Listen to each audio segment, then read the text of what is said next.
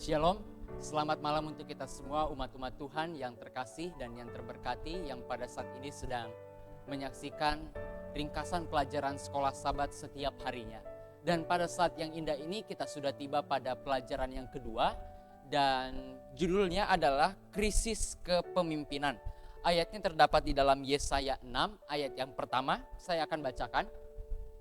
Dalam tahun matinya Raja Uzia, aku melihat Tuhan duduk di atas tahta yang tinggi dan menjulang, dan ujung jubahnya memenuhi bait suci.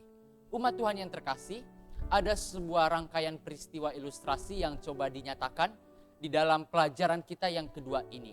Di mana ada seorang murid, dia bertanya kepada gurunya yang bernama Confucius. Muridnya menyatakan bahwa apakah unsur-unsur daripada pemerintahan yang baik. Lalu Confucius dia menyatakan kepada muridnya ini ada 3 hal. Yang pertama adalah senjata, yang kedua adalah makanan, yang ketiga adalah keyakinan daripada rakyat kepada kepemimpinan daripada seorang yang memimpin. Lalu berikutnya dia berkata, apabila ada salah satu hal yang diambil dari ketiga hal tersebut, kira-kira apa yang guru akan lepaskan dari ketiga hal tersebut? Gurunya berkata, saya akan lepaskan senjata. Karena rakyat akan hidup dengan makanan dan keyakinan. Lalu berikutnya, oke baik guru. Kalau begitu, bila saya berikan satu pertanyaan kembali, ada diambil dari salah satunya lagi dari 2 yang tersisa. Kira-kira apa yang akan dilepaskan? Sang guru dia katakan, saya akan lepaskan makanan. Karena manusia sudah sangat terbiasa dengan kelaparan. Tetapi manusia, apalagi rakyat, tidak akan pernah bisa hidup tanpa sebuah keyakinan dengan pemimpin yang memimpin daripada bangsa. Begitupun pelajaran yang akan kita pelajari pada hari Minggu ini tentang Raja Uzia. Namun sebelum itu, marilah kita sama-sama tunduk kepala, kita berdoa.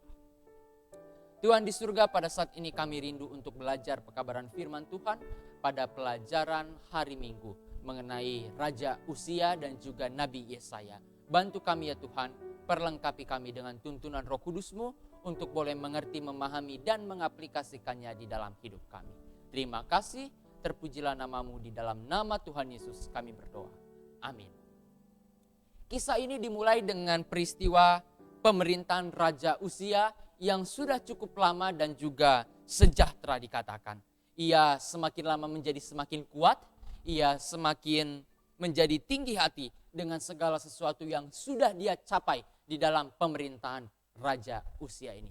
Tetapi tidak cukup sampai di situ, tetapi dikatakan bahwa dia mencoba mempersembahkan dupa dalam bait suci. Umat Tuhan yang terkasih, segala sesuatu di dalam hidup ini punya porsinya masing-masing. Dia porsinya memerintah sebagai seorang raja, tetapi dia mau mengambil porsi yang lebih, yaitu dia menyalakan dupa di dalam bait suci yang seharusnya menjadi tugas seorang imam.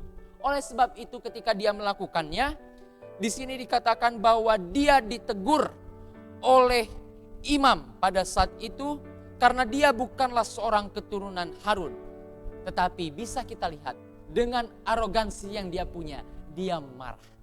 Dia tidak memperdulikan perkataan daripada imam itu. Oleh sebab itu Tuhan secara langsung menghukum Raja Uzia.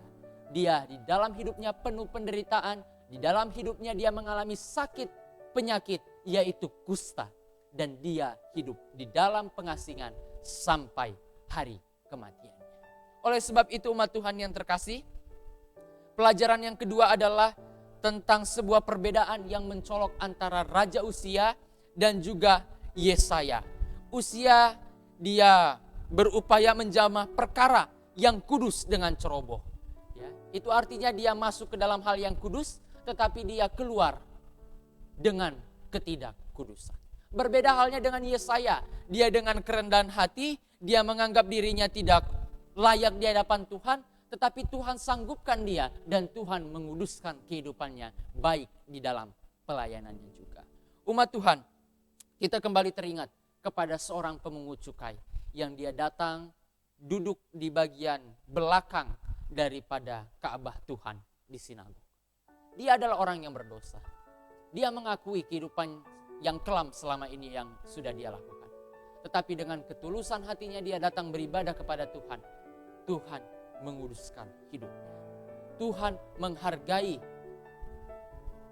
keinginan daripada orang tersebut, pemungut cukai tersebut, untuk datang lebih dekat kepada Tuhan. Tuhan mengampuninya dan Tuhan menerima ibadahnya. Dan yang ketiga, ada persamaan antara penyakit kusta yang dialami Uzia dengan kondisi moral bangsanya, yaitu tidak ada yang sehat, bengkak, bilur, dan luka-luka yang baru. Dan yang terakhir, kematian Uzia sekitar tahun 740 sebelum Masehi menandakan bahwa kepemimpinan krisis di antara umat Allah. Itu sebabnya kematian seseorang pemerintah yang berkuasa itu akan membuat dampak yang luar biasa kepada bangsanya.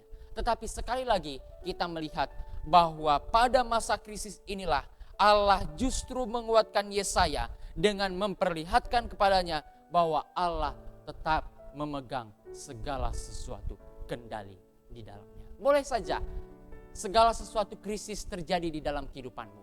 Boleh juga segala sesuatu krisis terjadi di dalam kehidupan kita semua. Malapetaka, mara bahaya, kesusahan, pencobaan, dan juga kesesakan terjadi. Tetapi satu hal yang pasti, Tuhan tetap memegang kendali. Itulah yang harus kita pegang di sepanjang kehidupan kita. Dan inilah yang menjadi pelajaran bagi kita di sepanjang hari ini. Terima kasih, saya bawa pekabaran ini di dalam nama Tuhan kita, Yesus Kristus. Amin.